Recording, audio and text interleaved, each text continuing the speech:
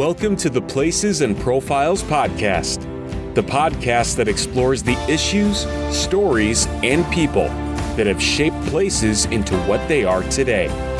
Here's your host, Adam Kamek. If you're interested in starting a podcast, then Podcaster's Paradise is an invaluable resource for you. With step-by-step video tutorials, a tremendous number of resources and templates, and daily support, Podcaster's Paradise is by far the most important resource for any aspiring podcaster. Plus, if you join Podcaster's Paradise through my link, then I will promote your podcast on the show. Check out Podcaster's Paradise at placesandprofiles.com/paradise. Hello, everyone, and welcome to the Places and Profiles podcast. Today I'm speaking with Salvador Rueda about the history of Mexico. Salvador is director of the National Museum of History, which is located at Chapultepec Castle. You can find the English website for the National Museum of History at mnh.inah.gov.mx/home-en. For more information, please check out the show notes page for this episode at placesandprofiles.com/21. Salvador, welcome to the show. Thank you very much. Good morning. Good morning. Thank you. Thank you for joining me.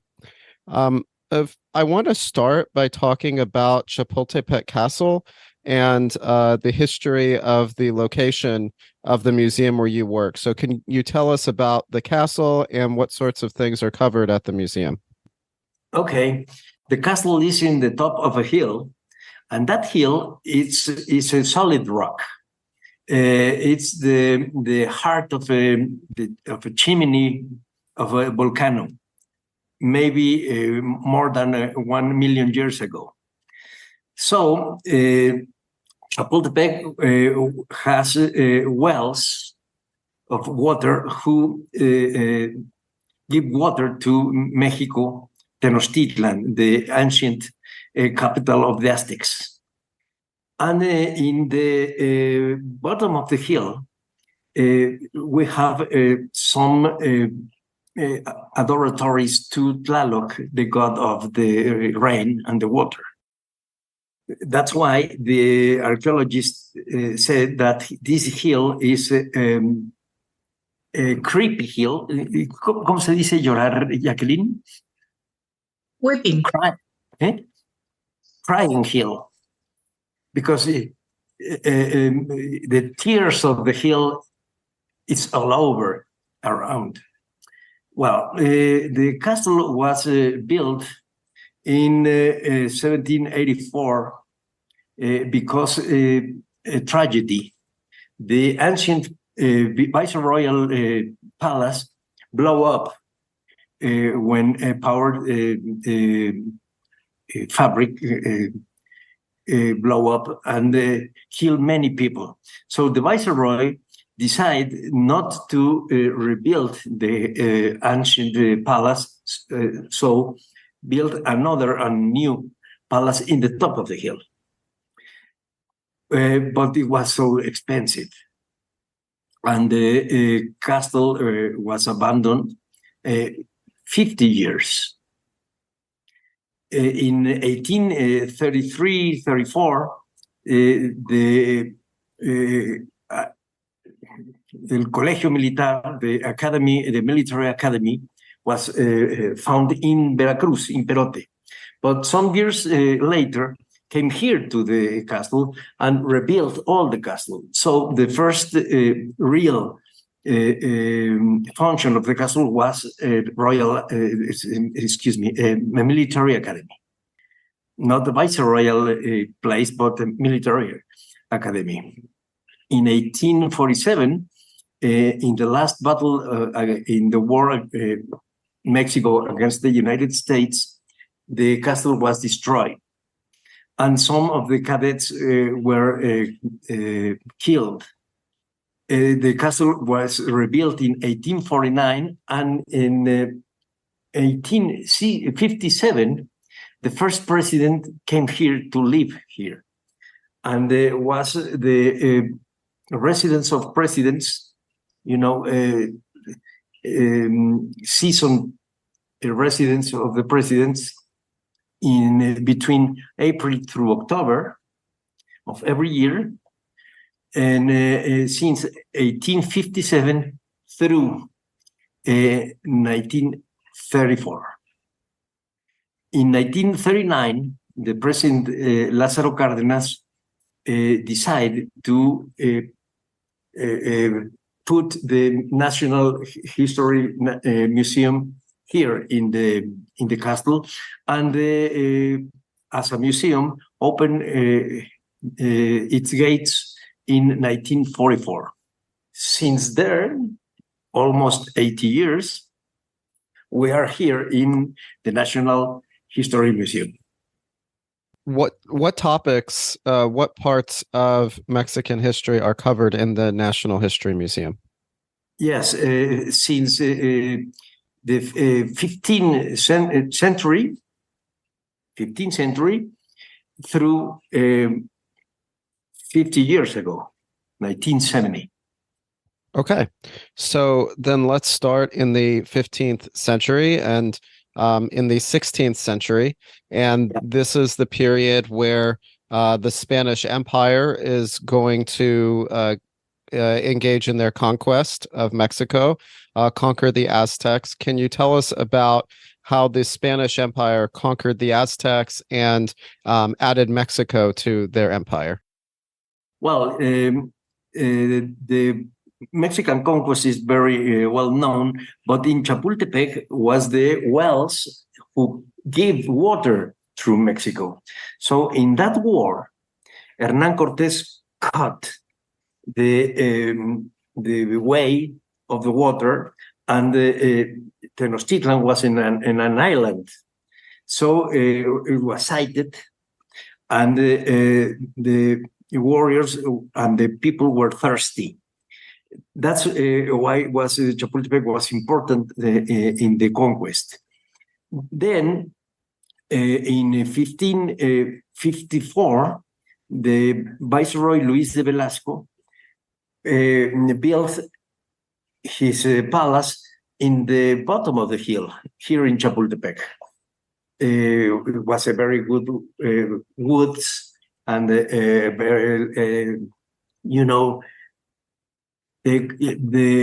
woods and the water was very attractive. Luis de Velasco liked bullfight, so he came here to hunt and play with bulls.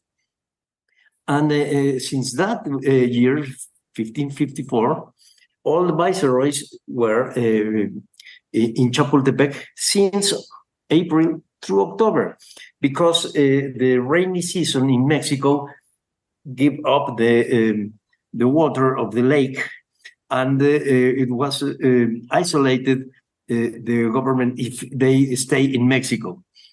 So they came here. And the Viceroy, Luis de Velasco, was a solid Viceroy, and give the Spanish Empire many of the institutions that we know later, like the Indian towns as we know today. He gave the papers, legitimated with papers, to the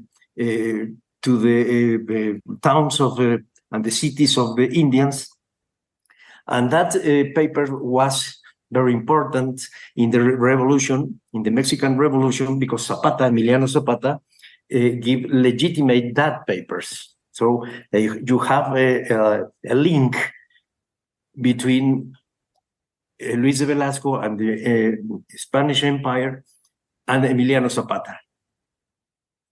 The conquest, you know it. The final battle was a water battle. In Spanish, fue una batalla marina.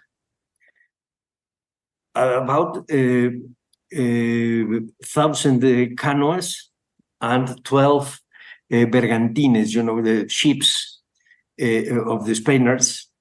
And in 13th of August, Cuauhtemoc, the last king, or the last emperor of the Aztecs, gave up with Hernán Cortés. So that day, 13th of August 13, in 1521, was the final date of the pre-Hispanic history here in the center of Mexico. Can you talk more about life during the Spanish period, life during the years that the Spanish were in charge in Mexico? Well, you have two institutions that 3 centuries. One, the king, and the viceroy, and the audiencia. The audiencia was a council who represents the king's interests, economic interests of the king. The viceroy, the political interest of the kings. And the other, in the other hand, you have the church. The church was a very, very strong institution, both civil government and religious government rules all the society in New Spain. At that time, the most important production was silver. You have silver mines in the south and the center and in the north of New Spain. And you have a long way, who was called Camino Real de Tierra Adentro, that begins in Mexico City and go to Santa Fe, New Mexico. That's all the Camino Real de Tierra Adentro. And they trade everything do you need in the silver mines, in the silver mining. And that years, the most important economic production was corn and beans and some vegetables. But the silver was a very, very strong economy in New Spain. But all that silver goes to Spain and pay the war. Spain against England, against France, you know, all the European wars was paid with Mexican silver and gold of South America.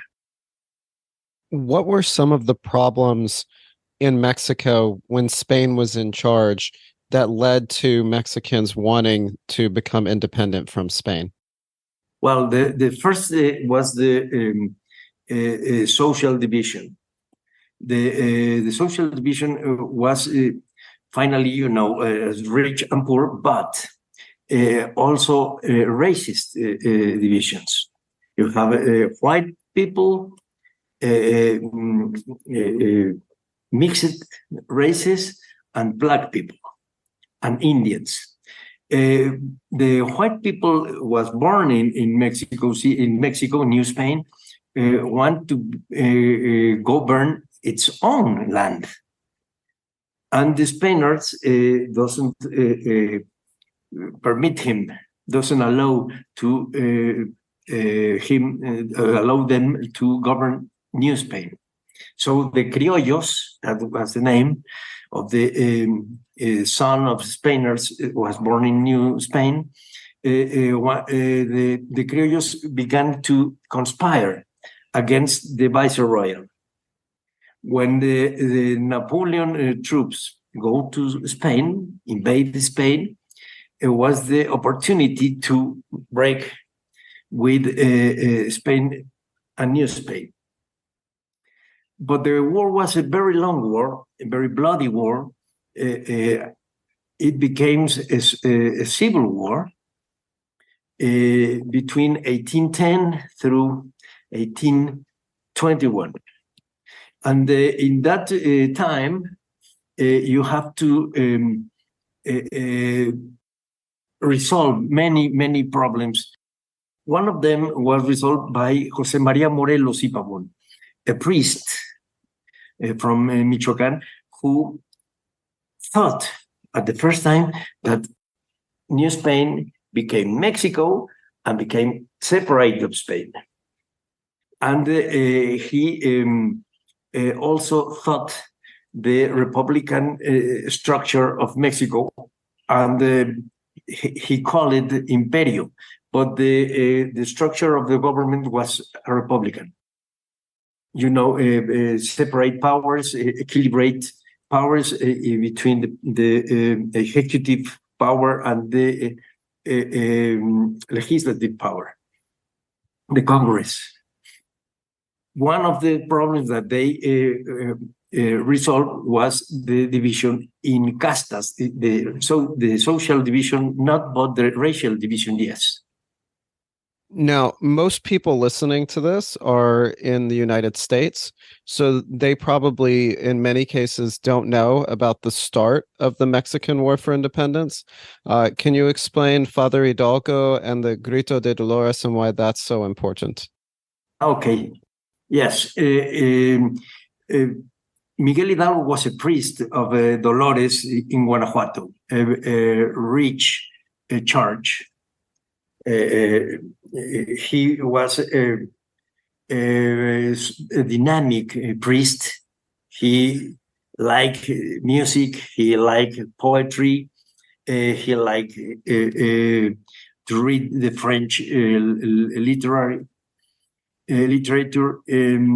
He was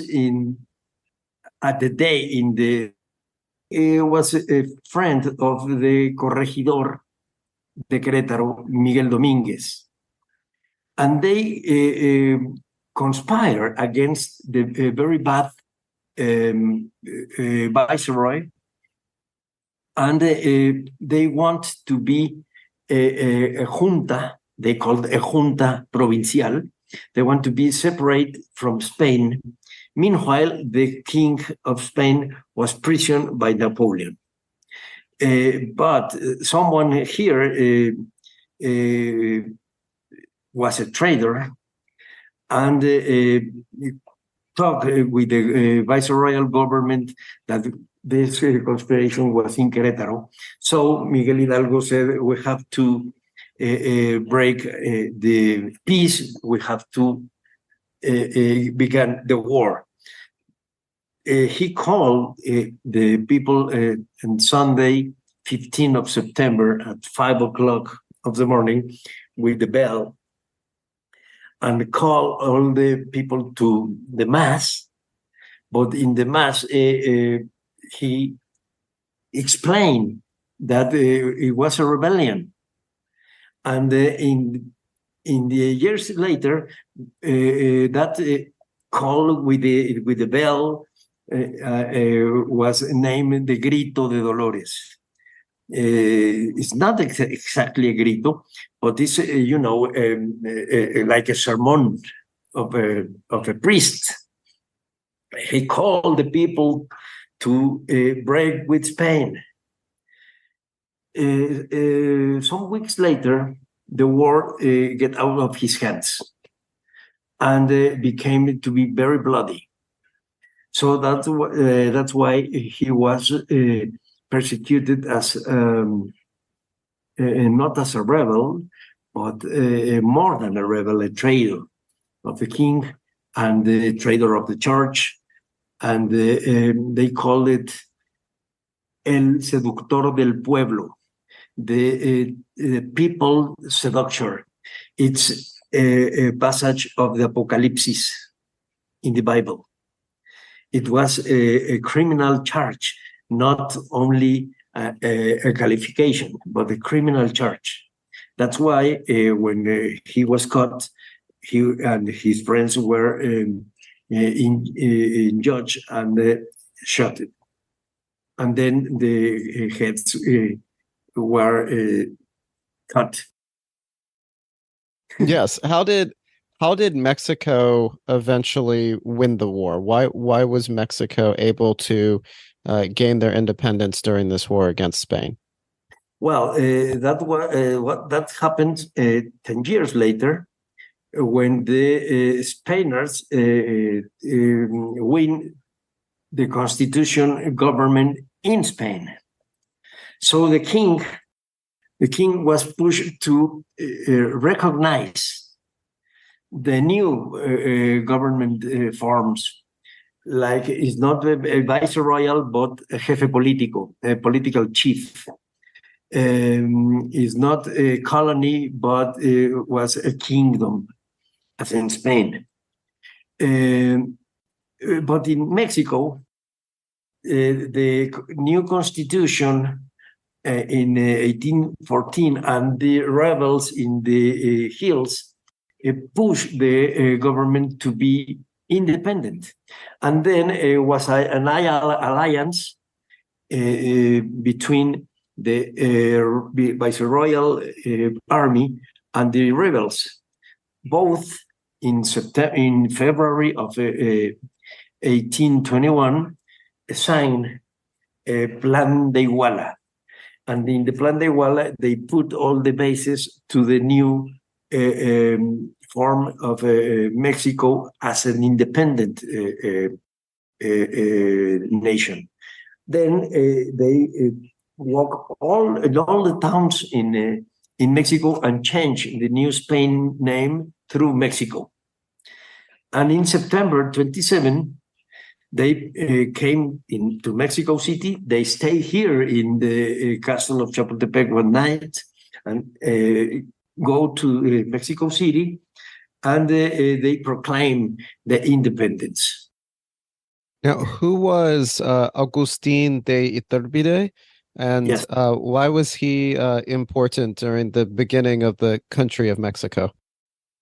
Well, Agustín de Iturbide was the chief of the viceroyal army, and he thought all the ways to be political independent.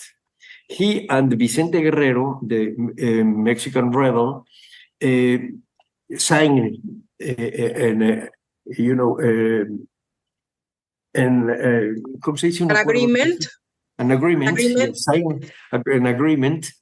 And both came to Mexico, but Agustín de Iturbide thought what was the form of the Mexican government will be when you have not any viceroy. He has just two models: to be an emperor as Napoleon, or to be a republic as the United States. But in the Mexican and the Spain tradition, the emperor was best than the republic. So he chose to be an emperor exactly 200 years ago, in 1823. And he was proclaimed an emperor with the support of the New Mexico army, but he has many adversaries, many enemies who want to be a republic. Iturbide was shot soon. His government was not very long, and he just put some laws. The Mexican government, since there, through 1867, was very, was not solid governments.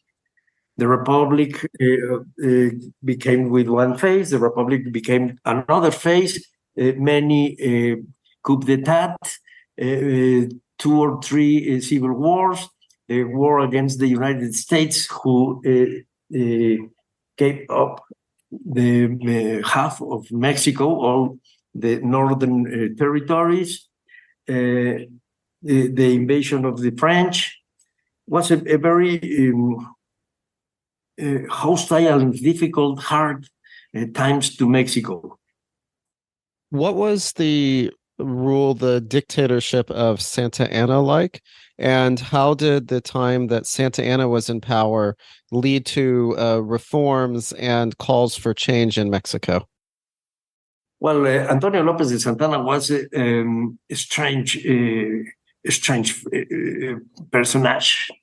He was, as an emperor, but as a soldier. He was with humility, but he was not humility. He was as an actor. And he became several times to be president because he come to the National Palace, took the power, and then asked for a license. So he put a vice president as a president. When the vice president they don't like, they came here and give a coup d'etat again. Almost 12 times. Since the end of the 20s in 19th century through 1856. Many times. Santana was a viceroyal officer, and he goes up because he was ¿cómo se diría valiente, Jacqueline? He was a very brave officer of the army. Yes, he was brave officer, but he was not clever officer. He was a clever politician, but not a clever officer. So he lost almost all the battles, but he was brave. He was in the front of the battle. He lost his feet, and his one leg was loose in the invasion of the first invasion in France because he was in the front of the battle. He was brave, but he was not clever. But he has a very special sensitivity to the Mexican politicians. He was with an alliance of the liberals, and then he was in alliance of the monarchists, and then he was an alliance of the church, and then he was an alliance of the army, and then he was enemy of all of them. You know, he moves enough to be 12 times, in 11 or 12 times, president of Mexico.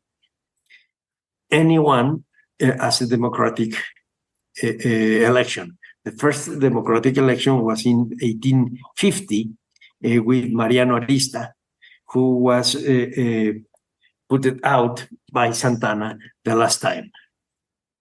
How did the people react to Santa Anna's times in power? What changes did people in Mexico want because of Santa Anna? Well, it's a very good question, because the people love Santana, and then hate Santana, and then again love Santana, and then hate Santana. That's the quality of the caudillo. The caudillo is a charismatic man or woman who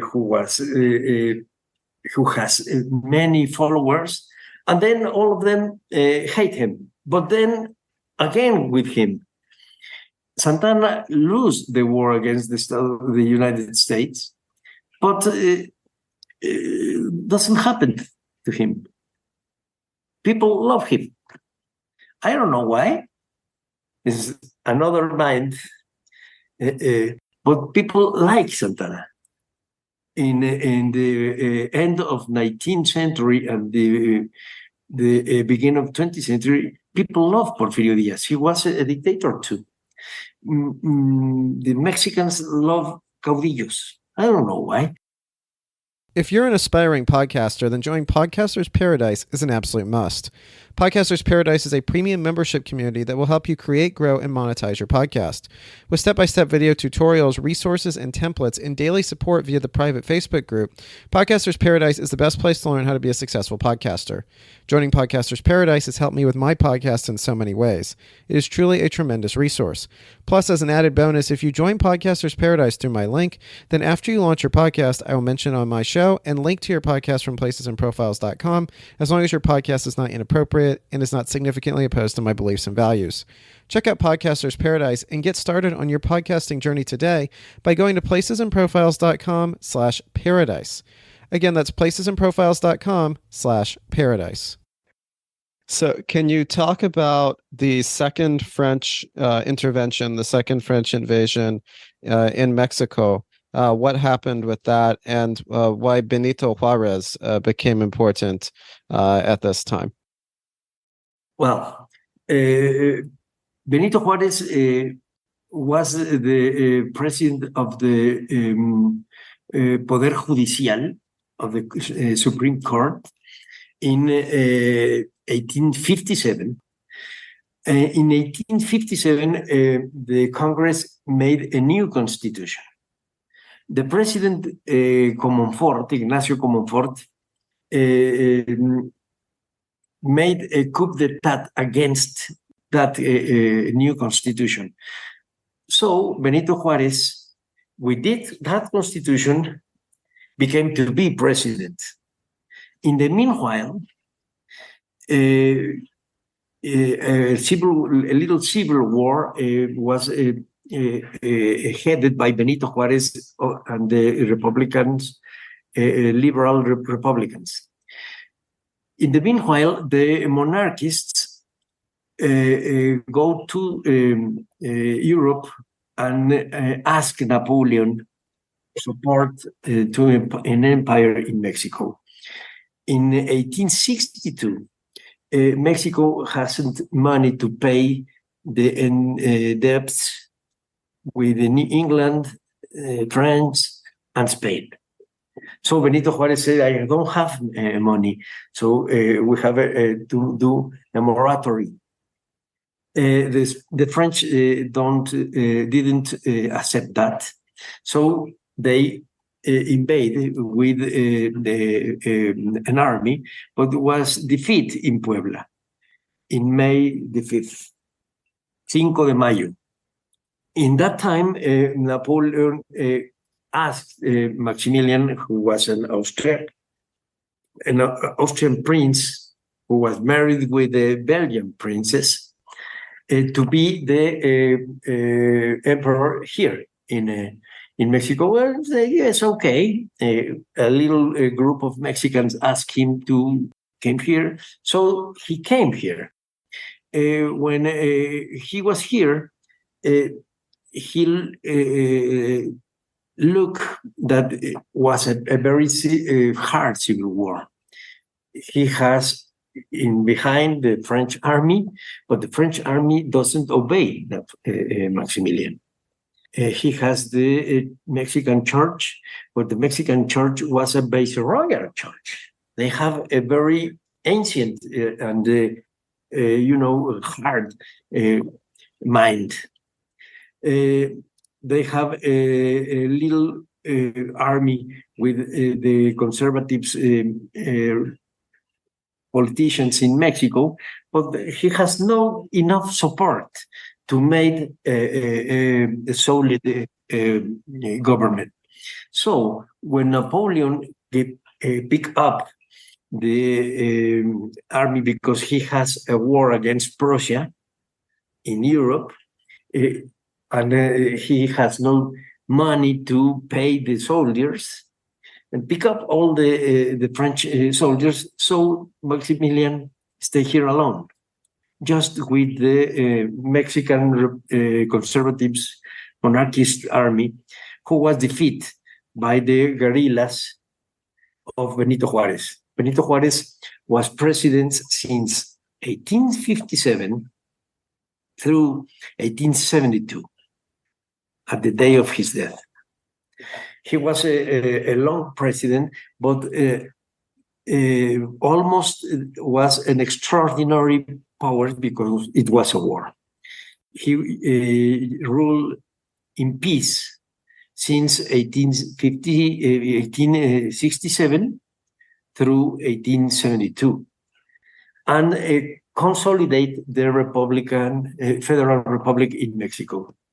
Maximilian was shot in Querétaro in 1867, and his wife, Carlotta de Bélgica, go to Europe some months before and go to the Pope and ask to the Pope his help, and go with Napoleon to ask help, but she was no successful, and became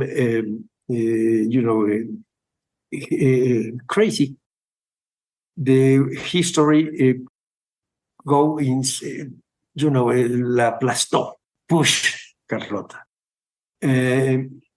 Maximilian was shot with Miramon, who was a conservative president, the first president who lived here in Chapultepec, and Mejia, an Indian caudillo of the Chichimecas in Querétaro.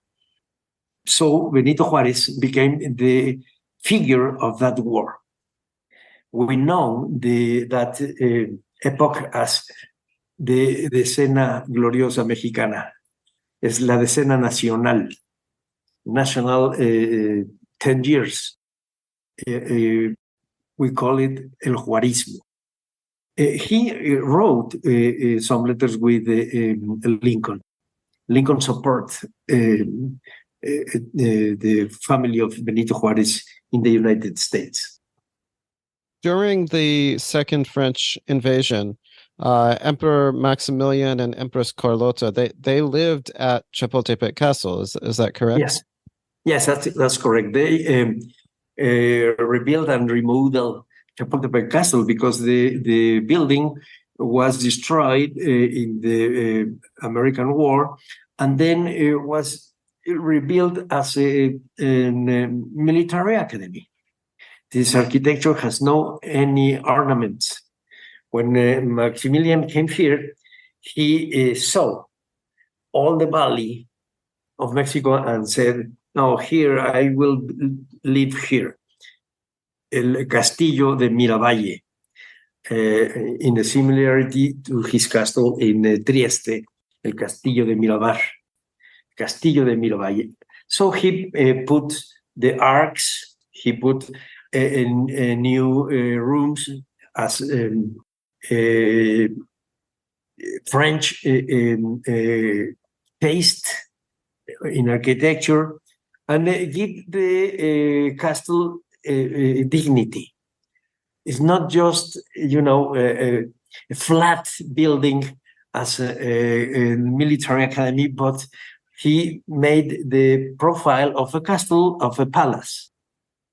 So the last topic I want to discuss is the Mexican Revolution from 1910 to 1920. Okay. What caused the Mexican Revolution? What were people upset about to cause the Mexican Revolution? Well, two things. One of them was the re-election of Porfirio Diaz.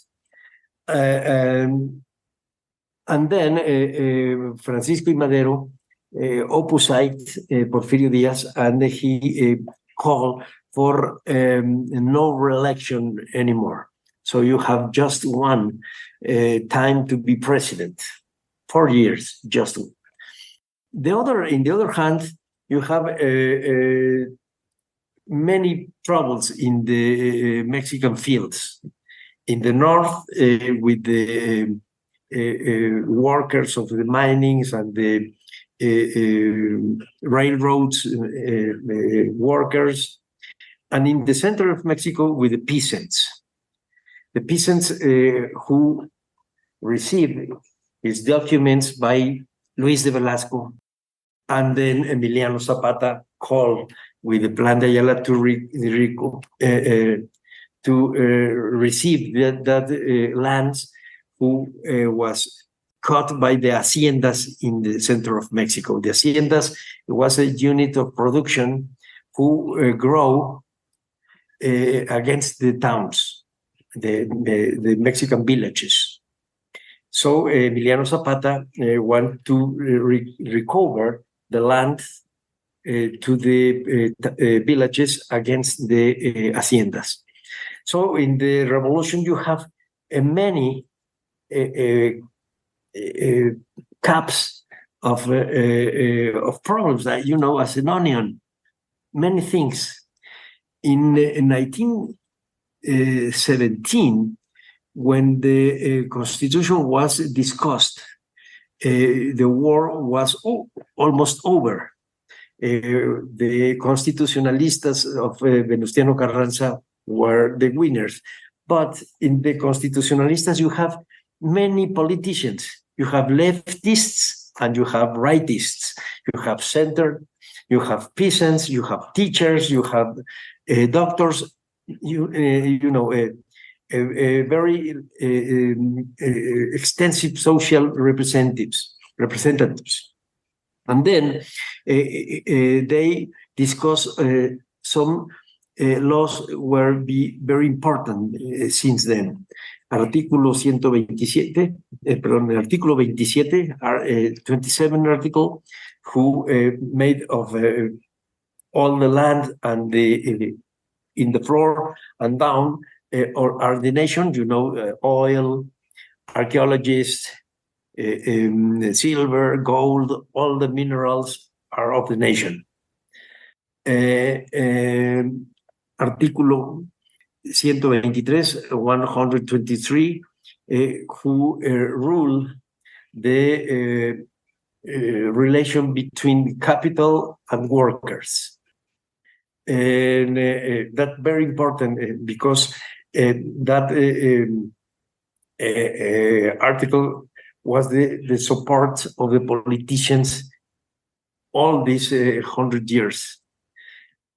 And resolve many things, resolve an agrarian reform, resolves strikes, resolves the investment in Mexico, resolves many things, but not resolves political problems.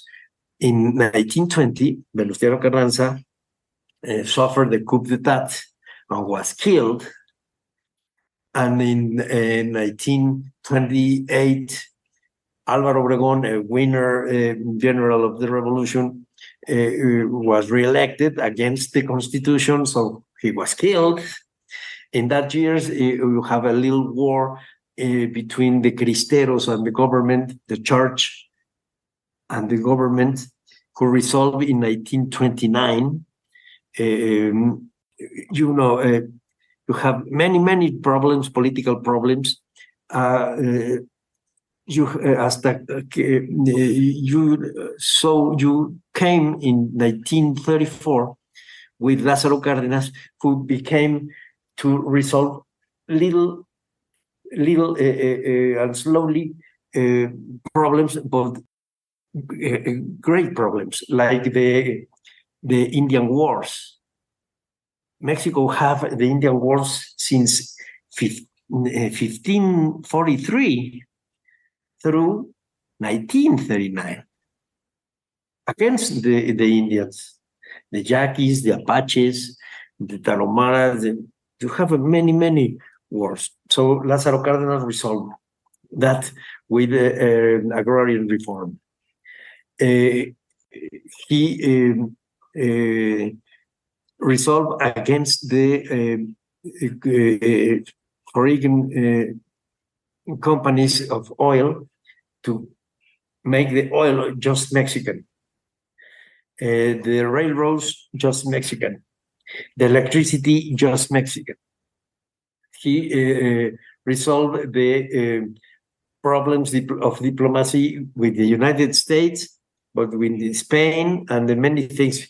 And he found the Instituto Nacional de Antropología e Historia and found the Museo Nacional de Historia here in the Chapultepec Castle. Can you talk about Pancho Villa and his role in the Mexican Revolution? Wow, it's a great question, because Pancho Villa is a hard personality. He was so violent in one side, and he was so generous in the other one. He was a great military, not a great thinker, revolutionary thinker, but a great military, yes. He won the war against the Ejército Federal. He won the war. He organized his troops, maybe about 20,000 men, armed men, but he organized in little groups of 50 men. And you have to organize 8 women to feed that 50 men. So you have a very long administration of his army. He was very clever to do that. But he was so violent. When he was angry, you're out. It's a hard personality because he was a caudillo. We love him, and some hate him. His followers love him very much to give their lives for him.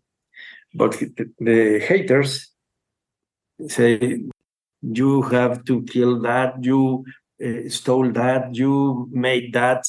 He was in the line between legality and illegality, morality and immorality. It's a hard people, but that is the substance of history. That hard people are the substance of history. And the historians will have to explain that substance. What other people or groups of people from the Mexican Revolution should anyone listening to this know about?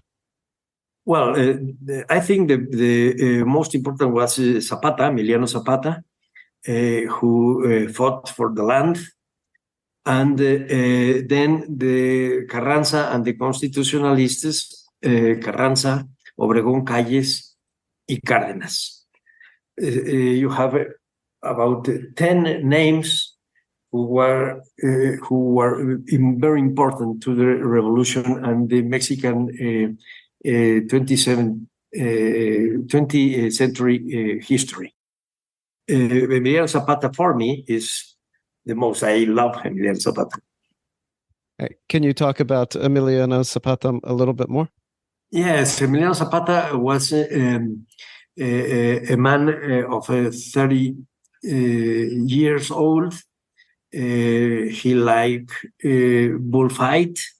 He was a good rider, and he was representative of the peasants who are in fought for their lands.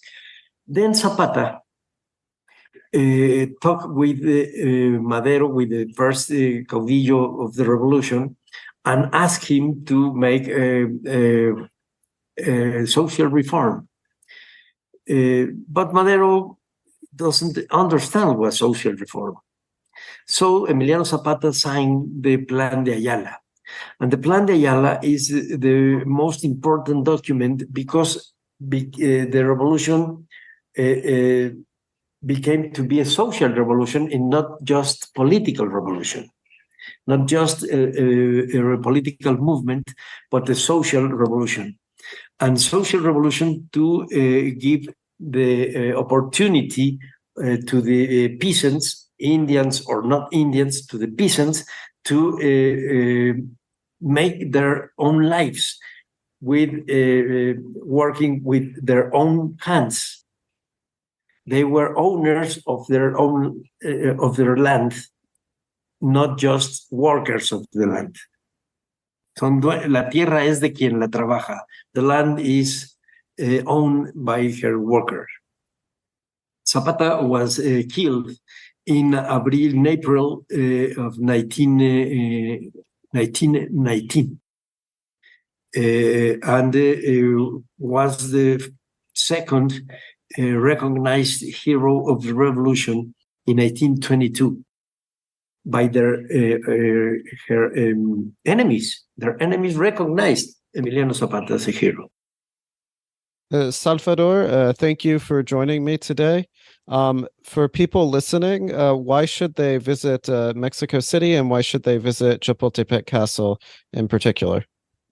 Well, Chapultepec Castle is the joya de la corona, is the jewel of the crown of the Republic.